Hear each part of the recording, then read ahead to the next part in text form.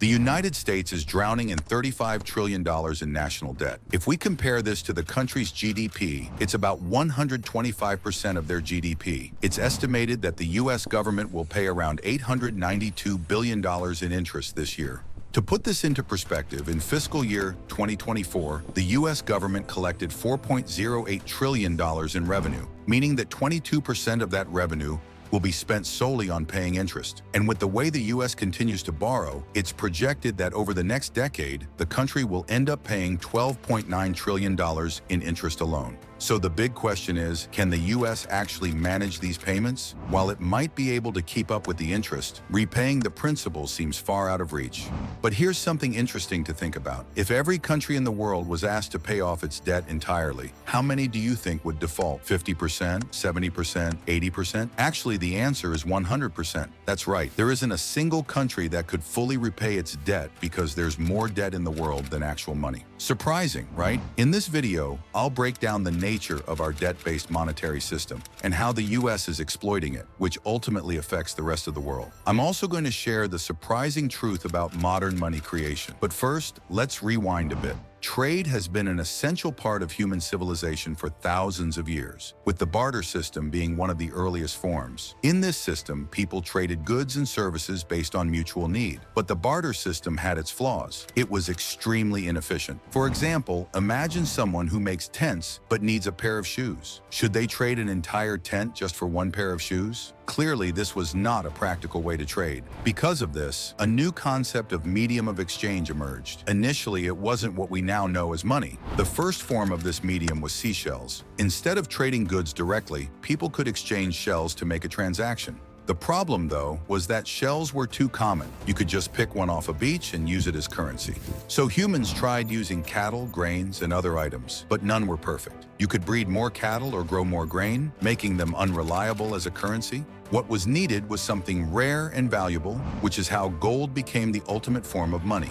Gold was rare and couldn't be created by people, so it became the standard for trade. Over time, gold was minted into coins and international trade began to flourish. But as trade grew, gold became inconvenient, especially for large transactions. Transporting large amounts of gold over long distances was both difficult and risky. To solve this, the use of receipts or paper money emerged. For example, instead of handing over 1,000 grams of gold to another trader, people started using receipts that stated the equivalent value of gold was reserved for them in a specific vault. The value still lay in the gold, but now paper receipts made trading easier. Eventually, every country created its own currency, and by 1873, these currencies were backed by gold. This meant if you had $20, you could exchange it for $20 worth of gold at the bank. This system lasted for about 40 years, but in 1914, World War I broke out, and everything changed. Many key nations were drawn into the conflict, and the costs of war skyrocketed. Governments needed more money than they had available, so they came up with a solution. Before the war, $20 in paper money was backed by $20 in gold. But during the war,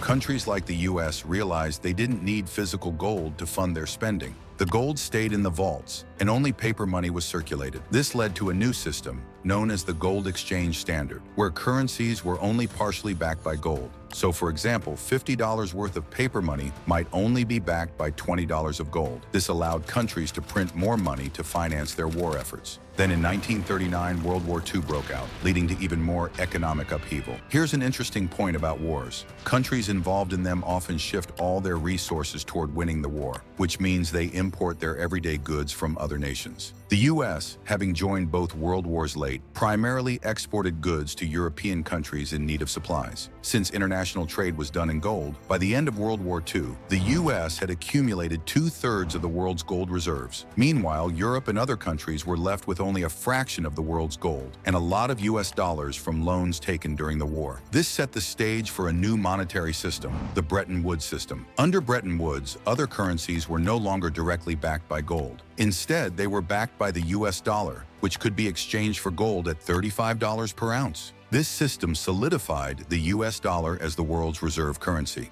For the next 2 decades, the U.S. took full advantage of the Bretton Woods system. Post-World War II, the U.S. funded numerous conflicts, including the Korean War and the Vietnam War, by printing more dollars. With global trade happening in dollars, the US could print as much money as it needed, exporting these dollars to its allies. Over time, the US printed more dollars than it had in gold reserves, knowing that most countries wouldn't demand their gold in return. But then, France's President Charles de Gaulle called out the US, accusing it of deceiving the world. He emphasized that the value lay in gold, not in US dollars, and France began withdrawing its gold from the US.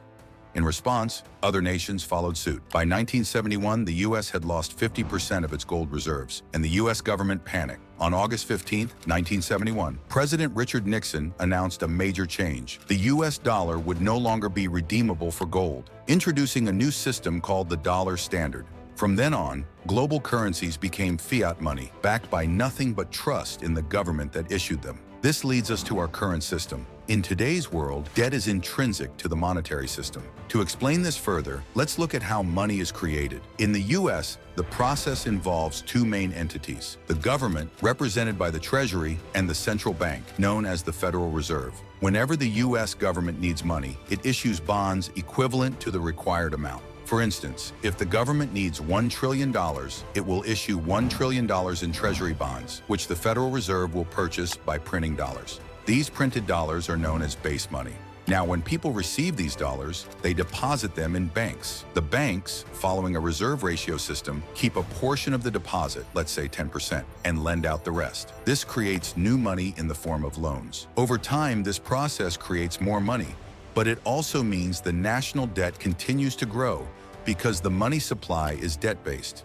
Here's the kicker. After the 1971 shift, US dollars lost their gold backing and became backed by government bonds, essentially debt.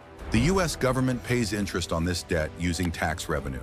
And since the US can print more money, it doesn't need to pay off the principal amount, but the interest burden keeps growing, shouldered by taxpayers. Given that the US dollar is still the world's reserve currency, when the US prints more dollars, inflation is effectively exported to the rest of the world. The sheer amount of dollars in circulation devalues the currency over time. For example, since 1971, the US dollar has lost 98% of its value. However, the global landscape is changing. Countries like China are moving away from the US dollar, stockpiling gold, and conducting more trade in their local currencies. Various groups such as BRICS have also started to trade in non-dollar currencies. Most notably, oil, arguably the world's most important commodity, is increasingly being traded in currencies other than the dollar. In the past 80 years, the US has leveraged its position to dominate the global economy. But this era might be drawing to a close. So now you understand how the global economy may be shifting away from the US dollar.